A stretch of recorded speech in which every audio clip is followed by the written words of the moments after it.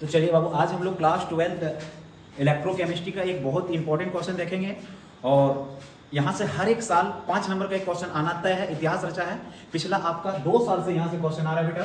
2024 में भी क्वेश्चन आया है, 2025 में भी क्वेश्चन आया है और 2026 में भी क्वेश्चन आया है। आशा करते हैं कि 2027 में भी ये क्वेश्चन इस टाइप का रहेगा।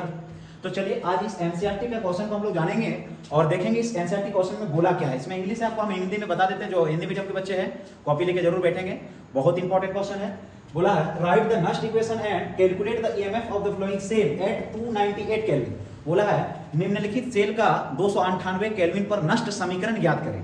तो सबसे पहले आपको समझना है कि नष्ट समीकरण है क्या। नष्ट समीकरण हम लोग नष्ट समीकरण जो क्लास में पढ़े थे उसमें हम लोग पढ़े थे ई नॉट सेल बराबर क्या पढ़े थे भाई, ई नॉट सेल बराबर, याद रखना सबसे पहले तुमको यहाँ पे ईएमएफ सेल निकालना है इसका। और ईएमएफ सेल रिएक्शन पहले होता कैसे है इसको हम लोग देखेंगे। पहली बात है सर Mg है वो सॉलिड में है, वो किस में टूट रहा है Mg2+। Mg2+ यहाँ पे क्या होगा सर, एक्वास होगा, क्योंकि कोई मेटल धीरे धीरे पिघल रहा है। सीधी बातों में समझना है। और दूसरी बात क्या है भैया, Cu जो है वो एक्वास है। क्या है, एक्वास है। और Cu किस में टूट रहा है, सॉलिड में टूट रहा है। मतलब क्या, Cu धीरे धीरे लिक्विड से सॉलिड की ओर जा रहा है। तो बस इस सेल रिएक्शन को हम लोग सबसे पहले निकाल लेते हैं। सेल रिएक्शन ईएमएफ सेल बराबर हम लोग डायरेक्ट यहाँ पे निकालेंगे कि सर पहले कैथोड किसको मानना है और एनोड किसको मानना है। सबसे बड़का दिक्कत यहाँ पे आ गया।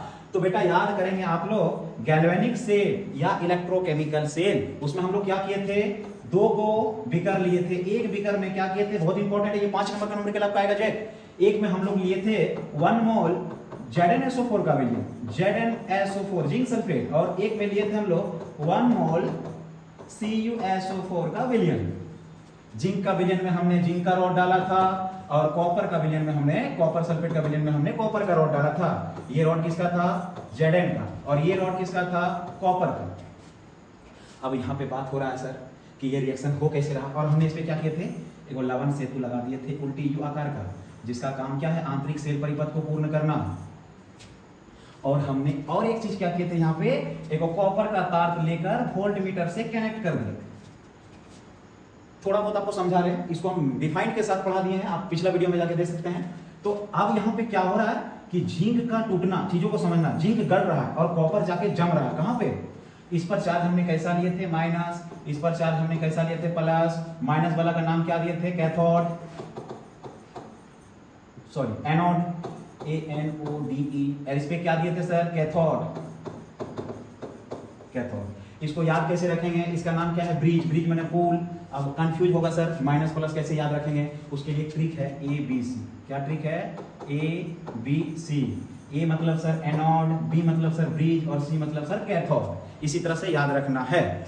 अब यहाँ पे बात आई कि किसको हम एनोड मानेंगे, किसको हम कैथोड मानेंगे। देखो बाबू, ये कॉपर है, हमने कॉपर का रॉड लिया है, कॉपर को कैथोड मान लेंगे, और Zn की जगह Mg है तो Mg को हम क्या ले लेंगे, एनोड ले लेंगे।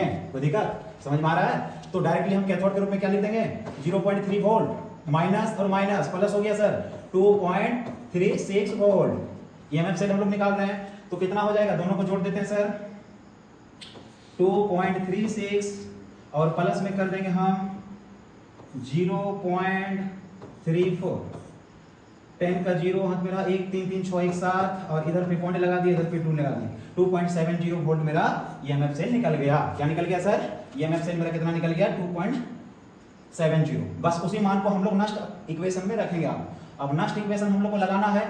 नष्ट समीकरण से क्या पढ़े हम लोग, E बराबर E naught cell minus 0.0591 by n log concentration of Mn के जगह पे हम क्या लिखेंगे सर, Mn लिख देते हैं, क्योंकि Mn सॉलिड है, सॉलिड को ऊपर में रखेंगे, और Cu एक्वास है तो हम उसको नीचे रख देंगे, Cu एक्वास।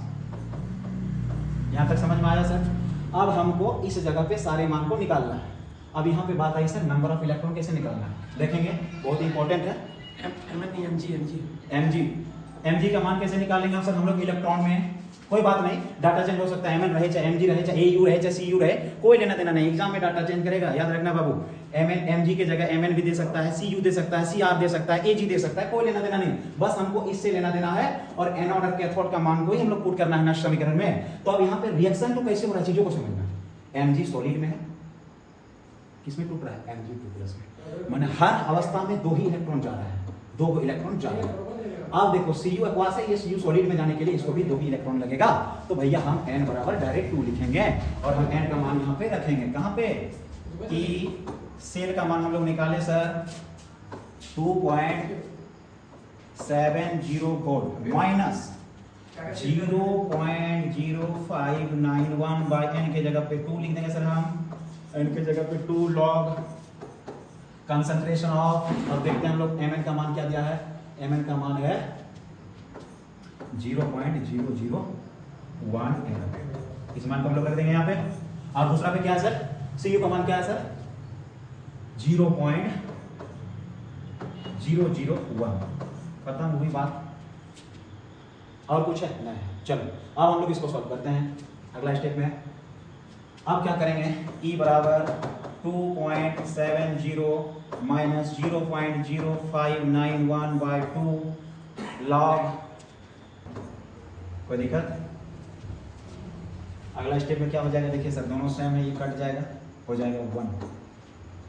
अब आगे हम लोग E0 बराबर 2.70 माइनस 0.0591 बाई n लॉग 1 का मान होता है सर 0। अब ये 0 से 0 पूरी दुनिया 0 हो गया। अब हम लोग E0 का मान निकल गया। ई सेल बराबर आंसर कितना आ गया सर? 2.70 volt answer.